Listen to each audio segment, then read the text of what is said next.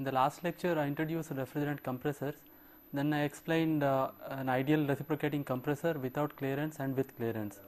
In this lecture I shall explain the effect of operating temperatures on the performance of an ideal reciprocating compressor with clearance. Then I shall explain the differences between an actual compressor and an ideal compressor. So, the specific objectives of this particular lesson are to study the effects of evaporator and condenser temperatures on the performance of an ideal compressor with clearance, and then to discuss the performance aspects of actual reciprocating compressors. And at the end of this lesson you should be able to explain the effects of evaporator and condenser temperatures on compressor performance and practical issues, and list the differences between an ideal and actual compressor, and explain the procedure for evaluating the performance of actual compressors. So, let us look at the performance aspects of an ideal compressor with clearance. First, let us look at the effect of evaporator temperature. The effect of evaporator temperature is obtained by keeping the condenser temperature or pressure constant and also keeping the compressor displacement and clearance ratio fixed. That means, we are finding out the effects by keeping these parameters as fixed. And to simplify the discussions, it is further assumed that the refrigeration cycle is a saturated single stage saturated standard cycle. First, let us look at the effect of evaporator temperature on volumetric efficiency and refrigerant mass flow rate. As we have seen in the last class, the volumetric efficiency is given by this expression. Clearance volumetric efficiency is equal to 1 plus epsilon minus epsilon into Pc by Pe to the power of 1 by n. And as I have explained, we are finding the performance by keeping this parameter fixed, that means the clearance ratio fixed, and we are also keeping the condenser temperature or pressure fixed, and then we are varying the evaporator temperature. Varying the evaporator temperature is equivalent to varying the evaporator pressure. So, from this expression you can see that as you are increasing the evaporator pressure, that means as you increase P, the pressure ratio reduces. Once the pressure ratio reduces, the volumetric efficiency increases. So, this is very clear from this figure, from this equation. This the same thing can also be seen from this figure.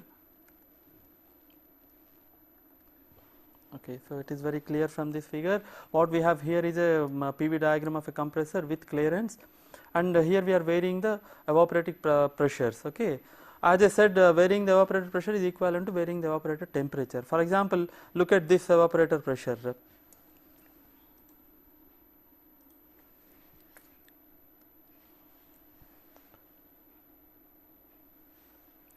At an evaporator pressure, for example, at P3, this is the actual volume compressed, and this is the displacement of the compressor. That means, for this pressure, the volumetric efficiency as given from this equation is simply equal to Va minus V4 dash divided by Va minus Vc. So, now as you increase this evaporator pressure from Pe3 to Pe2, you see that the volume of refrigerant compressed has increased from V1 double dash, that is Va minus V4 double dash to Va minus V4 dash. Okay, and as a result this will become V4 dash. Okay, so the volumetric efficiency has increased, and further increase in evaporator pressure has increased the volumetric efficiency further, because the volume of the refrigerant compressed has increased. And from this you can see that, for example, when you are reducing the evaporator pressure further, let us say that you are reducing the evaporator pressure further, a point will come at which this line will simply meet the point Va. Okay, that means the amount of refrigerant compressed will be 0. That means, this is the limiting evaporator pressure at which the volumetric efficiency becomes 0. That means, it will be simply re-expanding and compressing along the same line. Okay. The same thing is explained here also. You can see that here we are varying the evaporator temperature or pressure, and we are seeing the effect of this on clearance volumetric efficiency. So you can see that the clearance volumetric efficiency increases rapidly as evaporator temperature increases. Now what is the effect of this evaporator temperature on mass flow rate? We know that the mass flow rate of a compressor with clearance is given by this expression, where this is the clearance volumetric efficiency. V dot SW is the swept volume rate of the compressor, which is fixed, and V is the specific volume at the inlet to the compressor. So as you are increasing the evaporator temperature, two things take place. First is the volumetric efficiency increases as shown here, and this specific volume VE reduces. Okay, so you can see that in the numerator is increasing and denominator is reducing. As a result, mass flow rate of the refrigerant increases very rapidly as the evaporator temperature increases.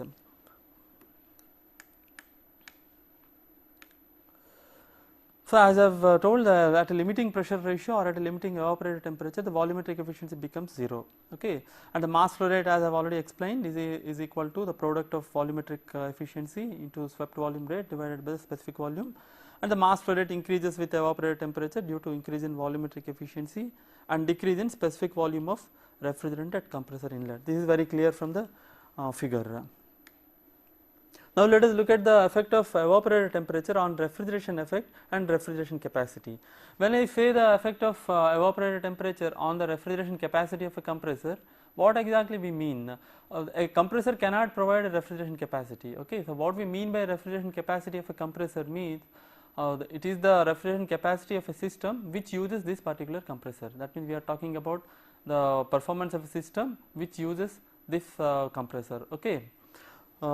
So let us see the effect of the temperature on the refrigeration effect and capacity. Refrigeration effect increases marginally with evaporator temperature. This will be clear from the pH diagram. Okay, and refrigeration capacity increases rapidly with evaporator temperature because both mass flow rate and refrigeration effect increase with evaporator temperature. Okay, so let us look at the figure.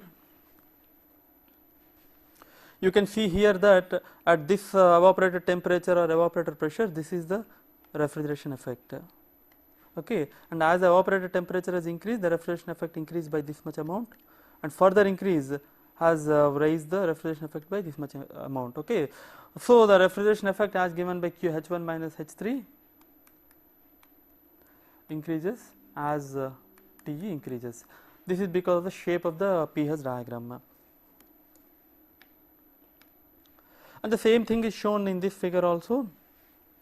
As evaporator temperature is increasing, the refrigeration effect here is increasing. Of course, this increase is not very rapid because this depends upon the slope of the saturation vapor curve on pH diagram.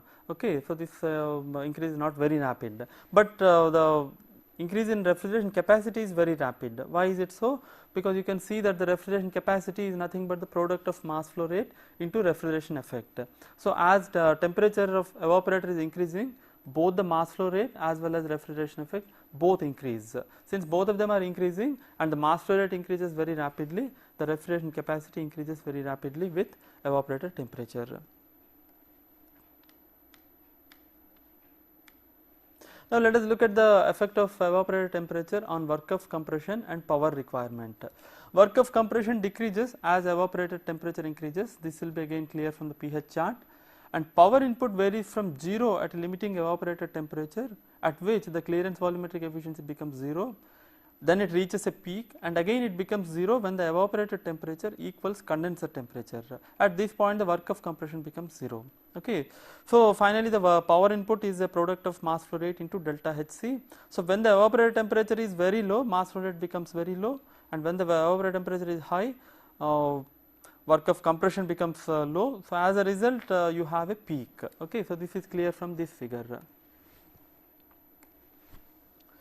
So here the work of compression delta Hc is H2 minus H1. So when the evaporator temperature is low, this is the work of compression. Okay, so as the evaporator temperature increased in this direction, the work of compression is reduced. For example, for this thing, this is the work of compression. And for this evaporator temperature, this is the work of compression. So delta Hc, as you can see, is reducing as T is increasing.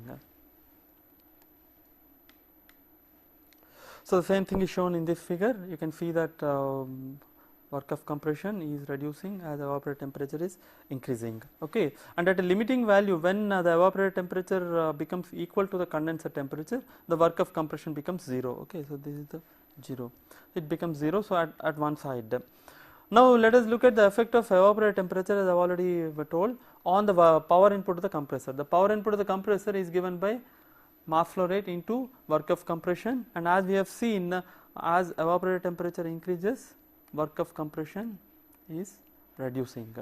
Okay, and we have also seen that as evaporator temperature increases, mass flow rate increases. Okay, so at a very low evaporator temperature, that means at a lower limit, at this point the power input is 0 because mass flow rate is equal to 0. Why the mass flow rate is equal to 0? The mass flow rate is equal to 0 because the clearance volumetric efficiency is 0. Okay, so at this point mass flow rate is 0. Since mass flow rate is 0, obviously the power input is 0 because power input is a product of mass flow rate into work of compression. Okay, so you can see that that is also 0. And on the other end, when the evaporator temperature becomes equal to the condenser temperature, work of compression is equal to 0. Again power is equal to 0. Okay, that means the power curve starts from 0, reaches a peak and again becomes 0. Okay, so this is a very important characteristic and we have to pay little attention to this. Okay, I will come to this in the next slide. Variation of power input with evaporator temperature is very important in practice. If the design evaporator temperature lies to the left of the peak and compressor motor is designed for this design point, then a motor gets overloaded during every pull down period. So what is the meaning of this? So as you know, this is the temperature at which the power becomes peak. Let us say that we are operating the system at this point, that means this is our design evaporator temperature. Okay, so at this design evaporator temperature, what is the required power input? Required power input is this. Okay, so this is the required power input. Suppose you have selected a compressor motor for this design power input. Okay, it will work all right as long as the evaporator temperature is at this point. But during pull down, what happens? First of all, what do we mean by pull down? So whenever a refrigeration system is started, initially the refrigeration system temperature will be same as that of the ambient. That means everything will be at an equilibrium condition and the temperature of all the parts, all the components of the system will be same as the ambient temperature. So when you start the refrigeration system for the first time, the evaporator will be at ambient temperature, condenser will be at ambient temperature. Okay, so as the system starts running, refrigeration effect starts increasing, and as a result the temperature of the system of the evaporator starts decreasing. Okay, so initially the evaporator temperature is same as ambient temperature, but with time the evaporator temperature reduces. Okay, this process continues till the required evaporator temperature is achieved in the refrigerant system. Once the required evaporator temperature is achieved, or once the required refrigeration space temperature is achieved, some control action will take place and the required temperatures will be maintained. That means during every pull down, the evaporator temperature starts with a high temperature, maybe equal to the ambient temperature, and then it decreases and reaches the design point. Okay, so this is known as pull down time, and this is the pull down process. Okay, now if you look at this power curve, let us say that at the beginning of the pull down the evaporator temperature is somewhere here. Okay, that means same as the condenser temperature, which is equal to ambient temperature. So when the system is started, the evaporator temperature starts decreasing in this direction. When the evaporator temperature starts decreasing in this direction, the power curve proceeds in this direction. Initially the power requirement is 0 because the work of compression is 0. Okay, even though the mass flow rate is quite high. Okay, so because the work of compression is 0, this is 0. So the power input increases like this, and when it reaches at this point, the power requirement at this point is same as the motor power rating. Okay, because you have designed the motor for the design evaporator temperature. Okay, but the evaporator temperature has to decrease further. When the evaporator temperature has to decrease further, the power has to proceed along this line. Okay, along this line, and it has to reach a peak, and then it has to decrease, and then it has to come to the design point. Okay, this happens during every pull down. That means every pull down, during every pull down between these two temperatures, okay, the motor gets overloaded. Okay, and this is the amount of extra power required over and above the design power of the motor to bring the system from the initial temperature to the design temperature. Okay. If this happens during every pull down, then the motor will be continuously overloaded during every pull down, and this may affect the life of the motor. Okay. So, this is a very important problem. So, what is the solution for this? One easy solution is to design a motor for peak power. Okay. Of course, this is not an efficient solution because most of the time the system has to operate at the design point. So, when the system is operating at the design point, the design power input will be much less than the peak power input. That means the compressor motor will be underutilized most of the time. Okay. So, this is not a very good solution. So, what other solutions are possible? One solution, one practical solution is to throttle the suction side during pull down, so that the actual mass flow rate is lower during the pull down and motor does not pass through the power peak. Okay. So, what is the meaning of this? So, as you said, this is the, let us say this is your design point and this is the design power, okay, of the motor W design. So, as soon as you start the refrigerant system, that means as soon as the pull down process starts, the power requirement starts increasing in this direction. So, during this process what is done is there will be a valve at the inlet to the compressor. Let us say that this is the compressor, okay, and this valve is closed during the pull down. So, when this valve is closed, there will be a large pressure drop across this valve. Okay, that means you are basically throttling the refrigerant vapor. So, when you are introducing artificially a pressure drop across this, the evaporator pressure will be much larger than the suction pressure. As a result, the mass flow rate of refrigerant reduces. Okay. Once the mass flow rate reduces, we know that power input is equal to mass flow rate into delta Hc. Okay. So, even though the delta Hc is increasing, since you are reducing the mass flow rate by throttling, the power does not increase. Okay. This is increasing and mass flow rate is reducing.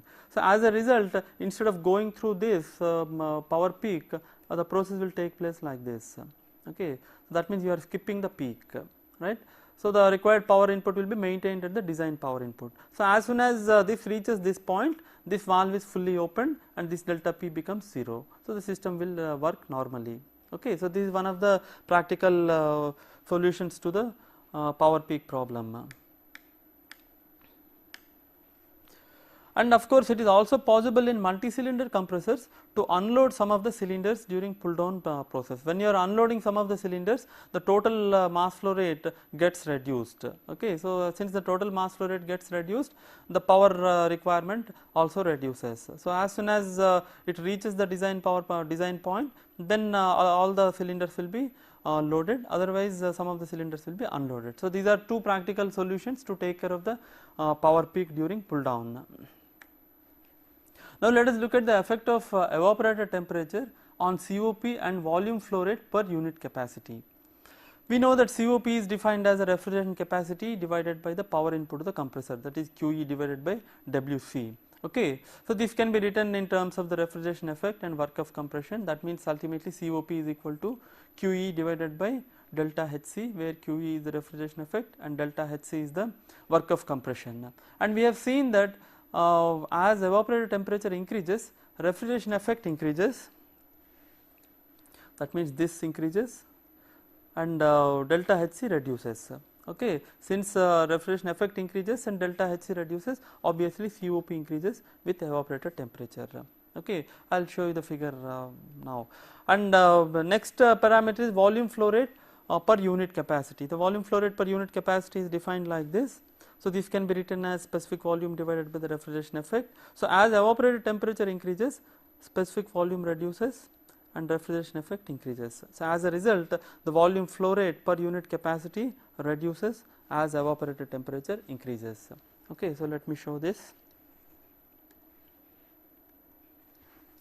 Okay. So, that is what is shown here. This is the COP curve. So, as I have already explained, as evaporator temperature is increasing, refrigeration effect increases and work of compression reduces. So, you can see that COP increases quite rapidly as evaporator temperature is increasing. This is a good thing, and you get higher COP at higher evaporator temperatures. Of course, this is in line with your performance of a reverse Carnot cycle. And the second parameter is your volume flow rate per unit capacity, that is in meter cube per kilowatt per second. So, again as I have already explained, this is equal to the ratio of specific volume VE at compressor inlet divided by the refrigeration effect. So, VE reduces as TE increases and refrigeration effect increases as TE increases. As a result, this volume flow rate per unit capacity reduces steeply with evaporator temperature. That means, what is the practical significance of this parameter? As you can see, this is defined as the meter cube per kilowatt per second. That means, for a given capacity, given refrigeration capacity, that means given QE, the size of the compressor reduces as V reduces. Okay. That means, if you are operating the system at higher evaporator temperature, the required size of the compressor reduces. Okay. So, that is the practical significance. Now, let us look at the effect of condensing temperature. So, in most of the refrigerant systems, atmospheric air is used as a heat sink, and as we know, the atmospheric temperature does not remain constant. In fact, it can vary over a wide range. That means, the heat rejection temperature varies over a wide range depending upon the variation in the ambient temperature. That means, the condensing temperature also varies. Okay. So, variation in condensing temperature obviously affects the performance of the compressor and also the refrigerant system. So, we need to study what is the effect of this on system performance. So, this is done by keeping clearance ratio and evaporator temperature fixed. That means, for studying the effect of the evaporator temperature, what we have done is we have kept the clearance ratio and condensing temperature fixed, and then we varied the evaporator temperature. Okay. So, to study the effect of the condensing temperature, we keep the evaporator temperature fixed and clearance ratio fixed, and then vary the condensing temperature and find out what is its effect on mass flow rate, volumetric efficiency and other performance parameters. Okay. So, first let us look at the effect of condensing temperature on volumetric efficiency and mass flow rate. At a fixed evaporator temperature, as condensing temperature increases, the pressure ratio increases. Okay. So, PE is fixed, so PC by PE increases as PC is increasing. Okay. As a result, the clearance volumetric efficiency and mass flow rate decrease. However, the effect is not as severe as in the case of evaporator temperature, since the specific volume at the compressor inlet does not vary with condensing temperature. Okay. That means, higher condensing temperature affects the performance, but not as adversely as a low evaporator temperature affects the performance. Okay. So, let me show this on the figure.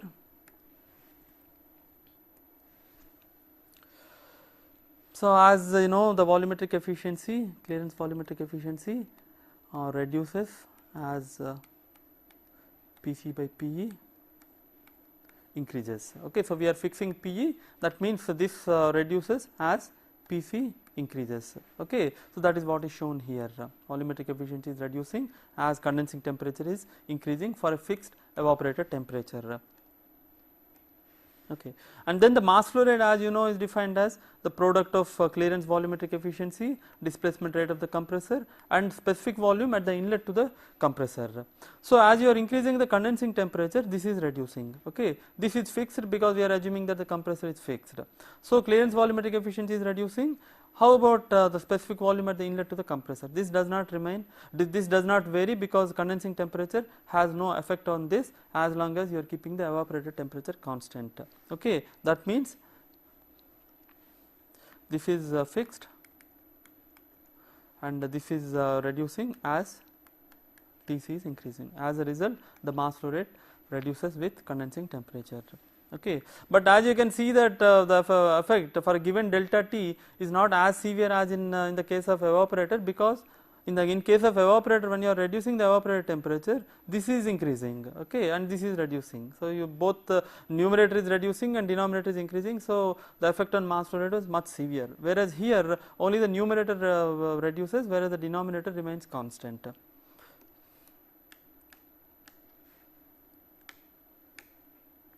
Now, let us look at the effect of condensing temperature on refrigeration effect and refrigeration capacity. Refrigeration effect decreases marginally as the enthalpy at the inlet to evaporator increases with condensing temperature. I will show you this on PS diagram. and refrigeration capacity decreases with condensing temperature because both mass flow rate as well as refrigeration effect decrease with condensing temperature.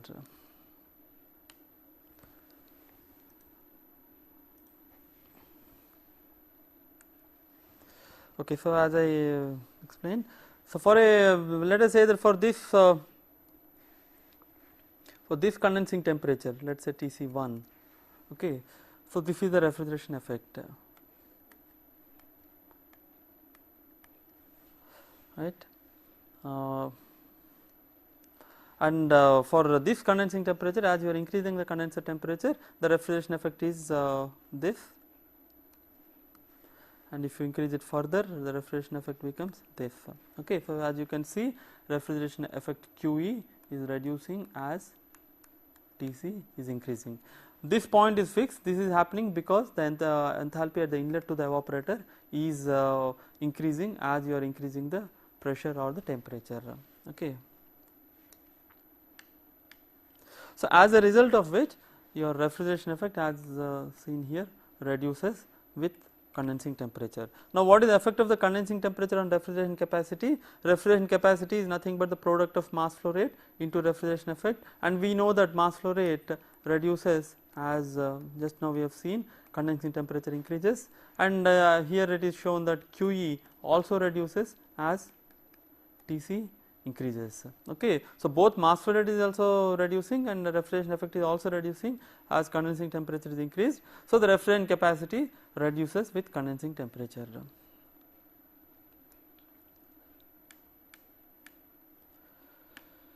Now, let us look at the effect of condensing temperature on work of compression and power input. Work of compression increases with condensing temperature as the enthalpy at the exit of compressor increases.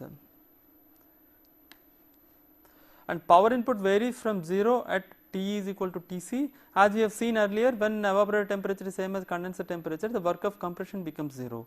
Okay, as a result, the power input will be 0, and then it reaches a peak as condenser temperature increases further, and again decreases as the mass flow rate decreases. Okay, that means this performance shape of the curve will be almost similar to that of evaporator. However, peak power is not as serious as in evaporator temperature variation, since the chances of condenser operating at such high condensing temperatures are very rare. Okay. So, let me explain this with the help of the pH and pH chart. As you can see, when the condensing temperature is Tc1, this is the work of compression. As the condenser temperature becomes Tc2, this is your work of compression, and this is the work of compression for Tc3. Okay, this is Tc3 and this is Tc2. So, as you can see that the work of compression increases as condenser temperature increases. So, that is what is shown in this figure. The work of compression is increasing as condenser temperature is increasing, and as I have already explained, the power input Wc is a product of mass flow rate of refrigerant into work of compression, and work of compression is increasing monotonically. That means delta Hc increases as Tc increases. However, mass flow rate reduces as Tc increases.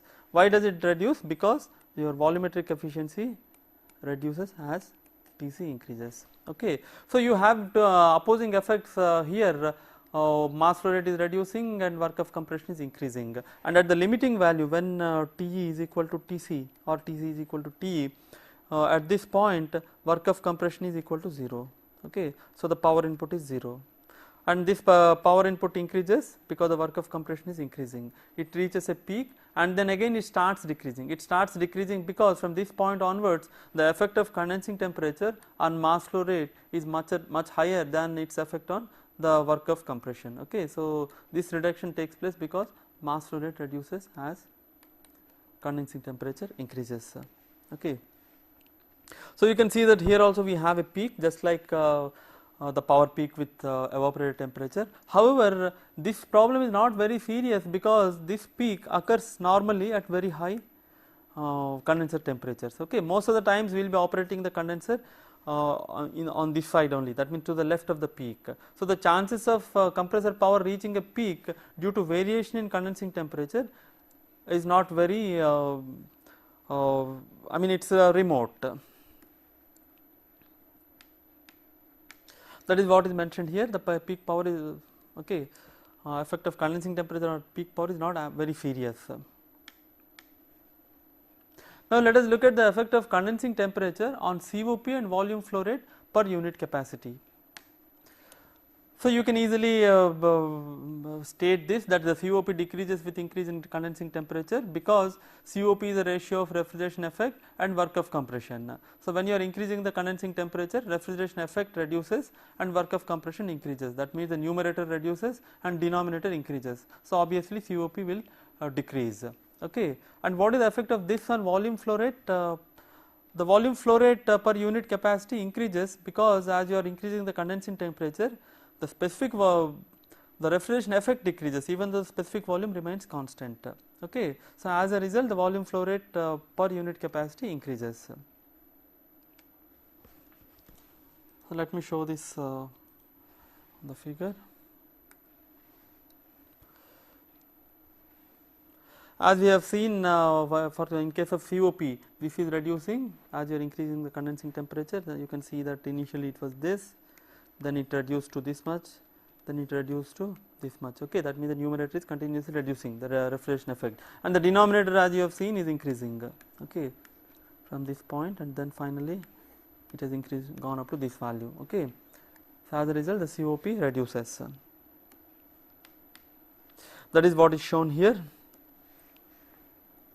The COP, okay, it is reducing as condensing temperature is increasing. And again, as I have explained, what is the effect of condensing temperature on the volume flow rate per unit capacity? That is nothing but the ratio of specific volume at compressor inlet and the refrigeration effect.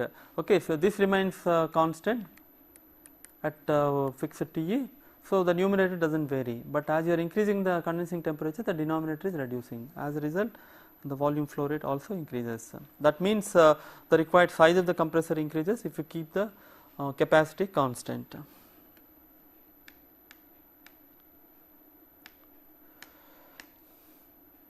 So, from these above results, that means from the effects of evaporator and condenser temperature on the system performance using this compressor, we can conclude that performance of the system degrades as evaporator temperature decreases and condensing temperature increases. That means as temperature lift increases.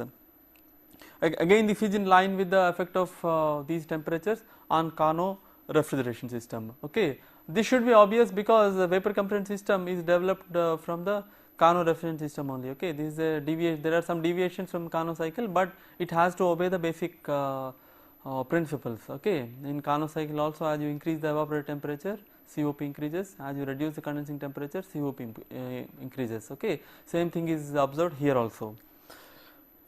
And as we have seen here, when the temperature lift becomes very high, the performance may become very poor. Okay, in such cases, we may have to go for multi-stage compression, as we have discussed in our earlier lectures. And it is also seen that compared to condensing temperature, the effect of evaporator temperature is more significant. Now, let us look at another important performance parameter, that is the discharge temperature. Okay, what is the problem if the discharge temperature is high?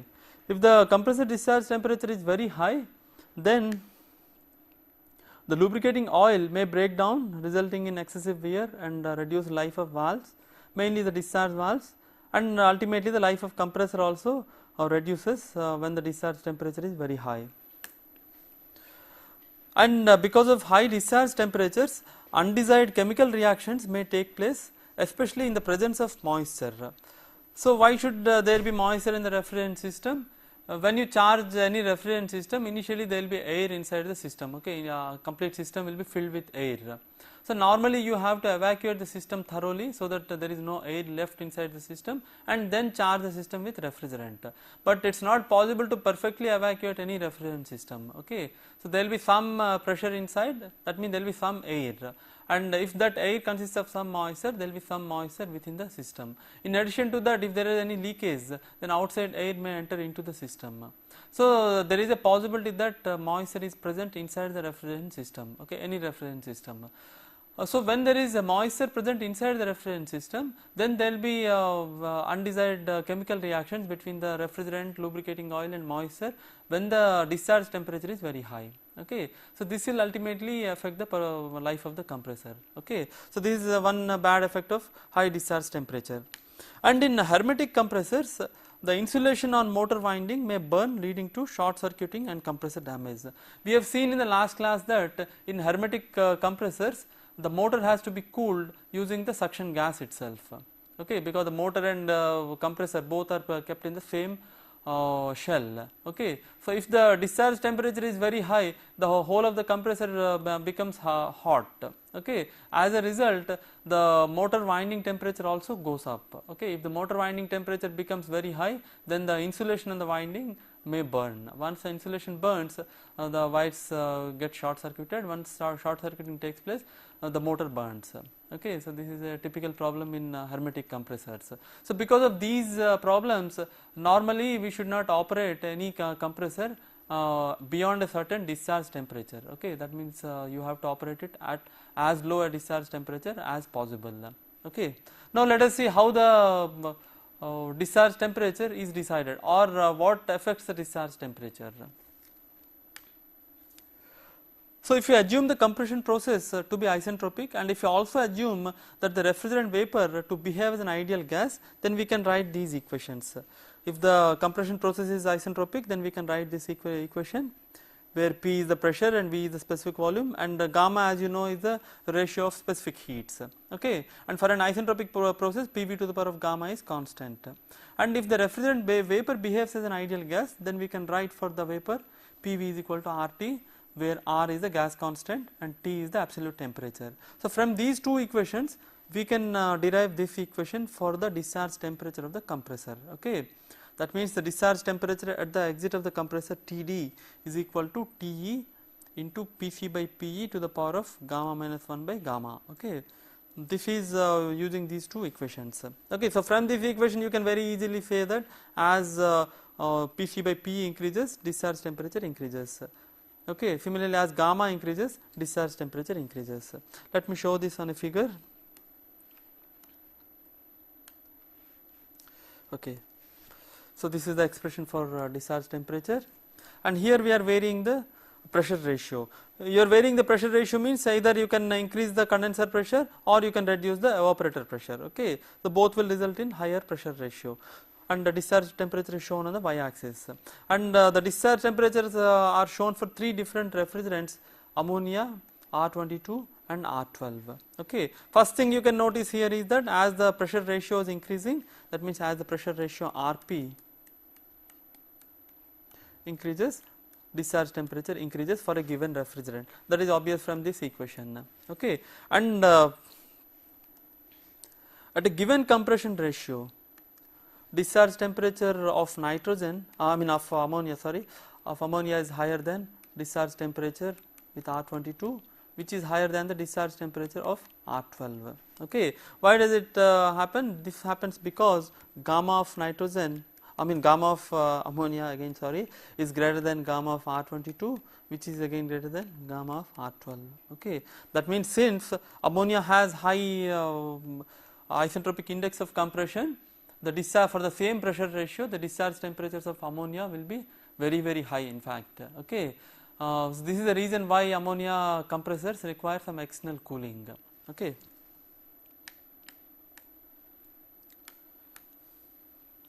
So thus for refrigerants with high values of specific heat ratio and operating at high pressure ratios, the discharge temperature can be very high.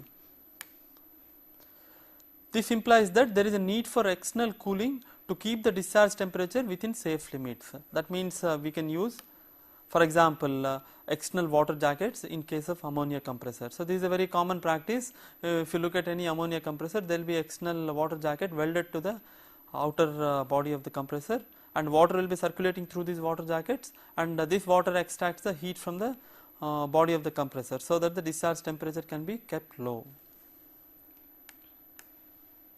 So far we have been discussing the performance of ideal reciprocating compressor. First we discussed without clearance, and then we discussed the performance with clearance. Okay, still the compressor is ideal. Okay, because we consider the processes to be reversible. We know very well that in actual case none of the processes are reversible. Okay, that means the actual compressor deviates from ideal compressor. Okay, so if that is the case, how does an actual compressor behave? What is the effect of these operating temperature on the performance of an actual compressor? Okay, first let us look at the differences between an actual compressor and an ideal compressor. Okay, actual compression process deviates from ideal compression processes due to three effects. The first effect is heat transfer between refrigerant and surroundings during suction, compression and expansion strokes. Okay, in the ideal compressor we neglected heat transfer. We assumed that all the processes were adiabatic, whereas in actual case they are non-adiabatic. And the second effect or second difference, there will be frictional pressure drops in actual compressors which were neglected in case of ideal compressors. And what is the reason for this frictional pressure drops? The frictional pressure drops in connecting lines across suction and discharge valves, all these are because of resistance to fluid flow. Okay, and the third effect which we have now neglected is leakage losses. Okay, so these are the three differences between an ideal compressor and an actual compressor. First let us look at the effect of heat transfer. What happens because of the heat transfer? Heat transfer takes place from cylinder walls and piston to the refrigerant during suction stroke and from refrigerant to surroundings towards the end of compression. What does it mean?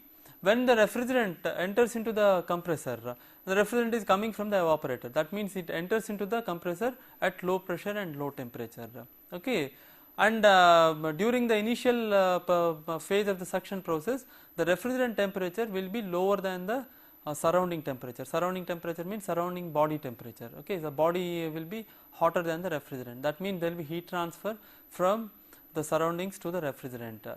Surroundings means the piston and the cylinder walls, etc. Okay, that means the refrigerant vapor gets heated up during the suction process, and at the end of compression we find that the refrigerant vapor temperature increases rapidly. Okay, so at the end of compression you find that the refrigerant temperature is higher than the surrounding temperature. That means the refrigerant rejects heat to the surroundings. That means during the beginning of suction the heat transfer is from the surroundings to the refrigerant, and at the end of compression heat transfer will be from the refrigerant to the surroundings. Okay,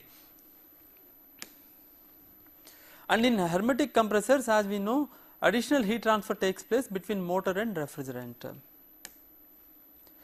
Due to these heat transfers, especially during the suction process, the temperature of refrigerant at compressor inlet increases. Okay, so what is the problem if the refrigerant at the compressor inlet becomes hotter? The problem is that it increases the specific volume of the vapor and reduces the refrigerant mass flow rate. Once the refrigerant mass flow rate is reduced, the refrigeration capacity reduces. Okay, that means higher the inlet temperature, smaller will be the density. Okay, that means for the same compressor displacement rate, less mass of refrigerant will be pumped. Okay, the mass flow rate will become less. Once the mass flow rate reduces, as we know that refrigerant capacity of the system reduces. Okay, so this is a very important parameter. And what is the extent of reduction? The extent of reduction in refrigeration capacity due to the heating depends on pressure ratio, compressor speed and compressor design. And the suction temperature increases as pressure ratio increases. Why does the suction temperature increases as the pressure ratio increases? We know that as the pressure ratio increases, the discharge temperature increases. Once the discharge temperature increases, the whole compressor body temperature increases. Once the compressor body becomes warmer, then obviously there will be higher heat transfer from the compressor body to the cold suction gas. As a result, the suction temperature at the beginning of the compression increases. Okay. Then the suction temperature also increases as compressor speed increases. Why the suction temperature should increase when compressor speed increases? When the compressor speed increases, more heat is generated within less time, and less time is available for heat rejection. As a result, energy gets trapped and the body becomes hotter. Once the body of the compressor becomes hotter, there will be higher heat transfer from the body to the refrigerant vapor, and as a result its temperature increases. Okay.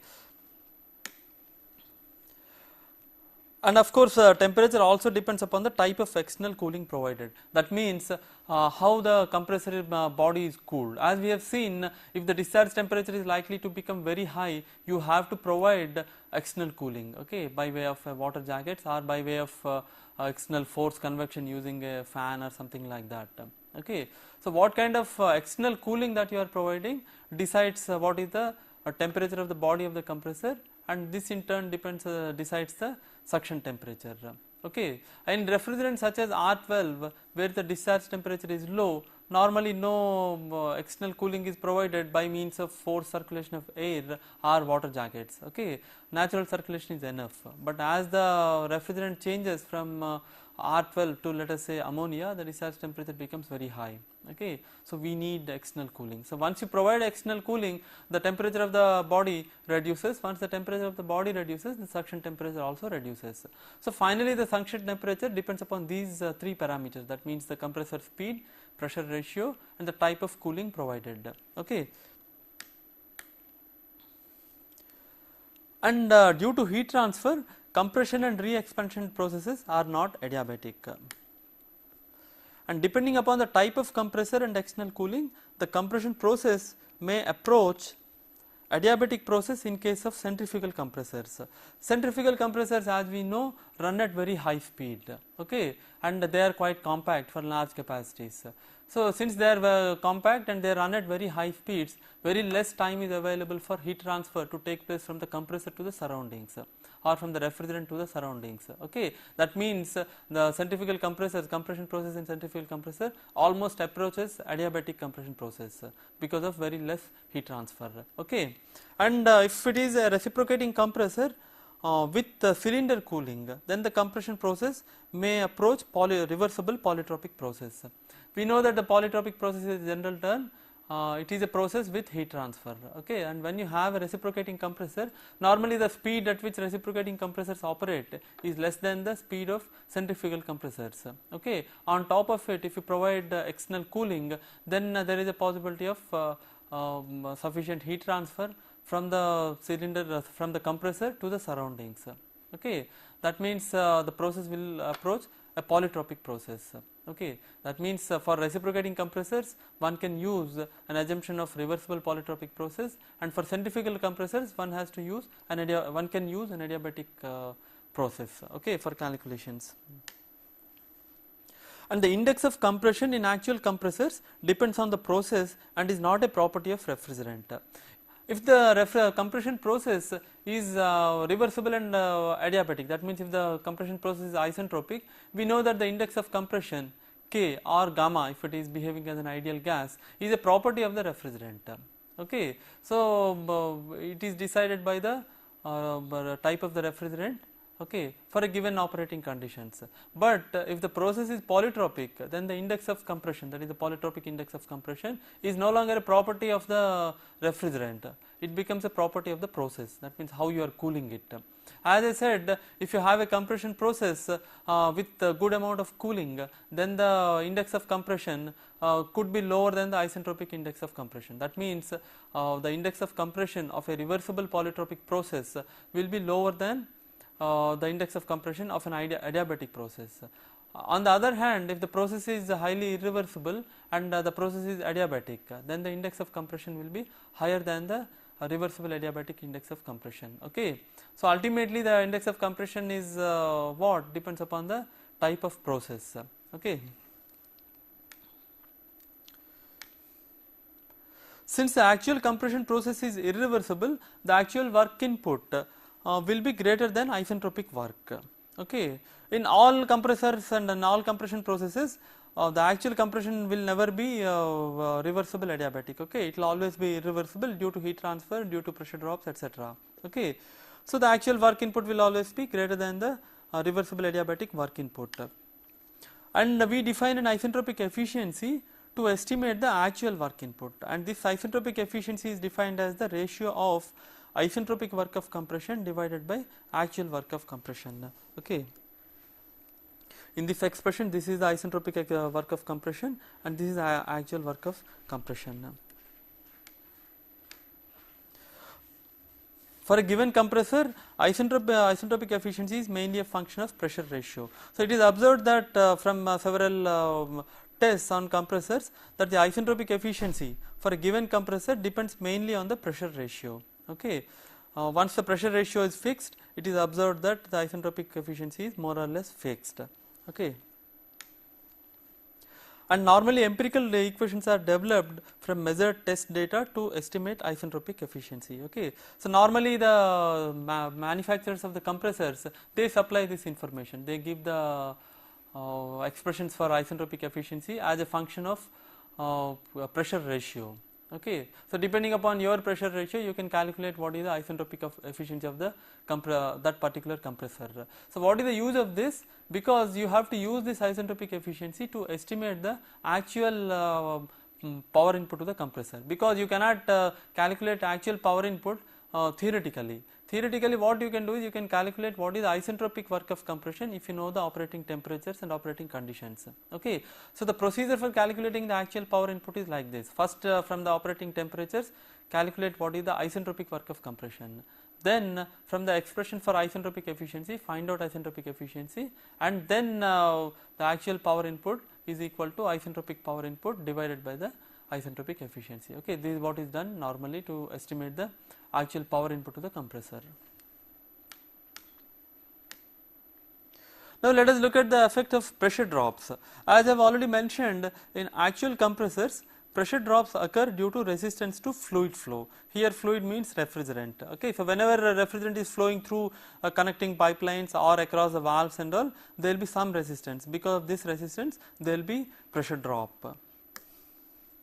And pressure drop across suction valve is called as wire drawing. Okay, this is a very important parameter. Why is it important? Suction side pressure drop affects the system performance significantly, because as this pressure drop increases, the volumetric efficiency is reduced, and it also increases the work of compression and discharge temperature. So in practical cases, the suction side pressure drop is very important. And discharge side pressure drop is also important, but it is not as important as suction side pressure drop. Let me show the PV diagram with pressure drops. So this is the PV diagram with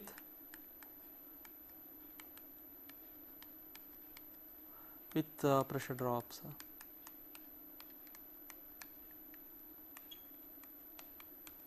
So you can see that had there been no pressure drop, this would have been the compression process. Okay, let us say that this I am writing point 1, 2, 3, 4. So 1, 2, 3, 4 is the PV diagram without any pressure drop. Okay, without delta P. But with pressure drop, the cycle becomes 1 dash, let us say 2 dash, 3, 4 dash. Okay, the cycle becomes 1 dash, 2 dash, 3, 4 dash. Okay. So what is the effect of pressure drop on the volumetric efficiency? You can see that the effect of pressure drop on volumetric efficiency is to reduce the volume of refrigerant compressed. What is the volume of refrigerant compressed at this evaporator pressure? Because of pressure drop, it is equal to this. Okay. And what is the actual volumetric displacement rate? What is the actual volumetric displacement rate is this.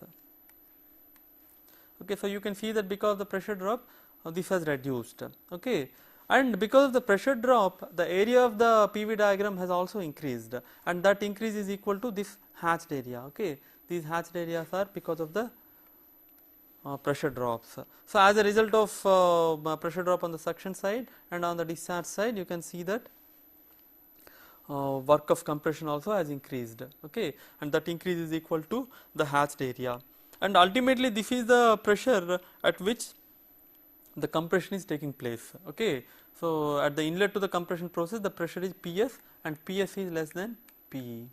Okay, and similarly this is the discharge pressure, and discharge pressure PD is greater than PC. That means PD divided by PS is greater than PC divided by PE.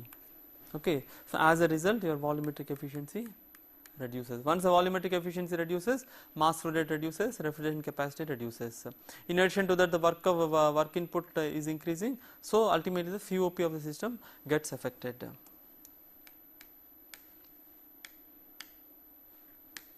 Now let us look at the effect of leakage losses. In actual compressors, refrigerant leakage losses occur across cylinder valves and piston, across suction and discharge valves, across oil fill in open type compressors. We did not consider this leakage while discussing ideal compressors, but in actual compressor there will be leakages, and the magnitude of these losses depends on pressure ratio, design of compressor valves, and life and condition of the compressor. If the compressor is old, then the leakage losses will be high, okay, and if the pressure ratio is high, the leakage losses will be more, and if the valves are not designed properly, then again there will be higher leakage losses.